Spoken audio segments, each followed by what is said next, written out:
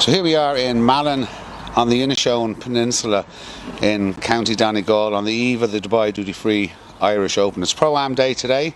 I'm here having a coffee with the godfather of Irish golf, Mr. DERMOT GILLEECE.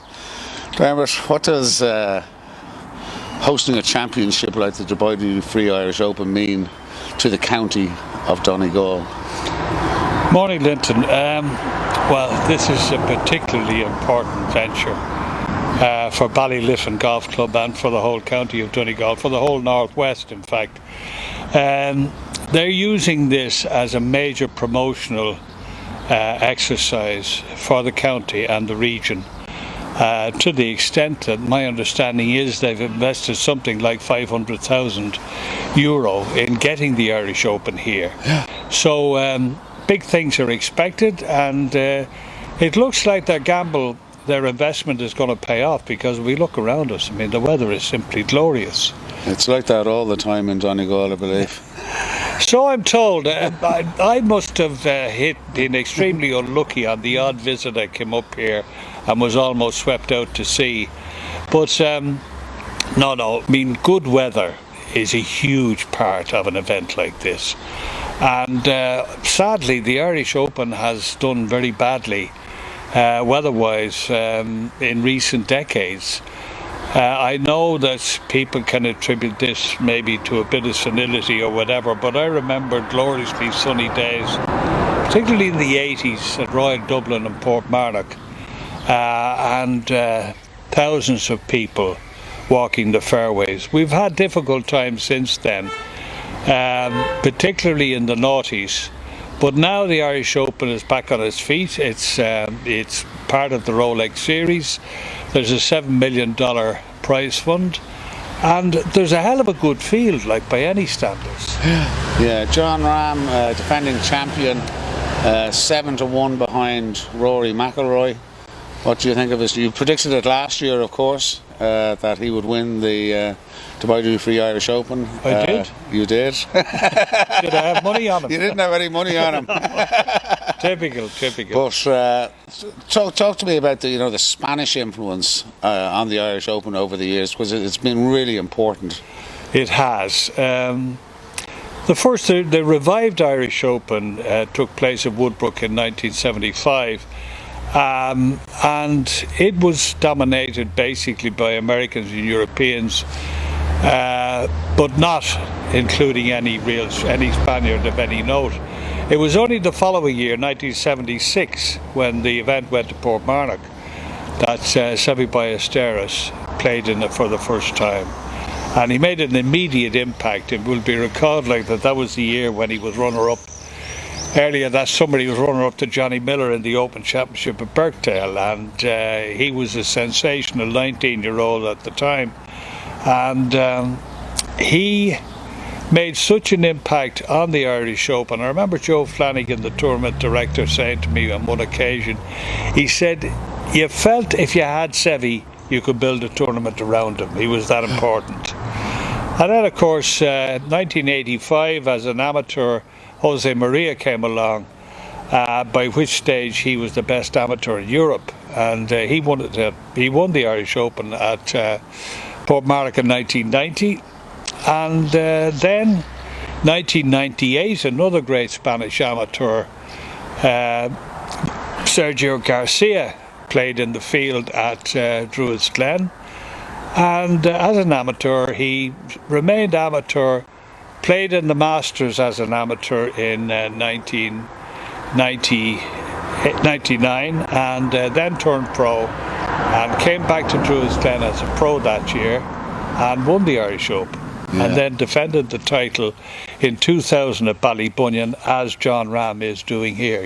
So not only have they been very prominent competitors, the Spaniards, those four Spaniards, but they've been very loyal as well to the event. It has meant something to them, obviously, because they have certainly paid their dues from an Irish Open perspective. And Sergio Garcia, it was his first European title Yeah, it was his first major. It was his first professional title, Yeah. in fact. And we can remember that particular year, the August of that year, he had that famous duel with Tiger Woods in the PGA Championship at Medina, when he looked like a seriously challenging Woods for the title, and hit a famous 6-iron shot off the root of a tree on the 16th, and then hopped up the hill like a teenager would, I suppose. But didn't win, but was second. I think he was second to Garcia, or to Woods on that occasion. But that was when he made his mark internationally, really, you know, as a serious player. And the hope was that he would become, even the Americans were hoping he'd become a rival for Woods, you know, and it never really materialised. Yeah. So who's your money on this year? I mean, in the field, and obviously the best of the Irish, we've got Rory McIlroy's favourite 13-2. We've got John Ram 7-1. I think Cabrera Bello is 16-1. With Shane Lowry 25-1. Paul Dunn 28-1. Graham McDowell 40-1. And Porrick Harrington, I'm not going to say what it is in case I bump into him later, but he's an outsider. Yeah. Who are you feeling it for? Well, the great hope has to be, Linton, that we have an Irishman up there. Yeah. Now, I'm not going to say an Irishman's going to win it, but I would certainly like to see an Irishman in contention on Sunday morning. Great for the crowds. It's great for the crowds. It gives that extra buzz. I know there's an awful lot of great players, international players in the field that people will enjoy enormously watching, but it gives it that little extra home bite, as it were, to have an Irishman up there. And I'd love to see Paul Dunn. You know, as winner of the British Masters last season, he's sort of he nailed his colours to the mast as a serious contender on the European Tour. And maybe this could be his chance, like, to step up, to move up just that an extra step on the ladder, as it were. There's Ryder Cup. He still has an outside chance of making the Ryder Cup team, and a good showing here would certainly help his cause in that regard. Yeah. But there are other players. There are other very interesting players. I mean, if you take Danny Willett, for instance, who won the Masters a couple of years ago, he disastrously lost form in the wake of that triumph, but there are signs now that he's coming back, that he's getting his confidence back on the greens. He's putting the odd good round together. Obviously, to do anything significant, he's going to have to put 4 rounds together, but I'd love to see him doing something this week, and it's the sort of golf course I think that will suit him, because he's a very fine shot maker. I think it's a shot maker's course. Particularly, length will not be an issue because of the amount of run on the ball. In fact, I mean, they'll be holding back off the tee on a lot of holes. I mean, you'll find that the driver will be left in the bag, and they'll be using long irons and maybe fairway woods just to get the ball into play. Around the greens, Glashidi is very tricky around the greens, and you're going to need a very sharp short game. In that regard, I like Afi Banrat, the Thai. He's a hell of a good player. I think he's seriously underrated. I would see him going very well. Cabrera Bello is again a fine player.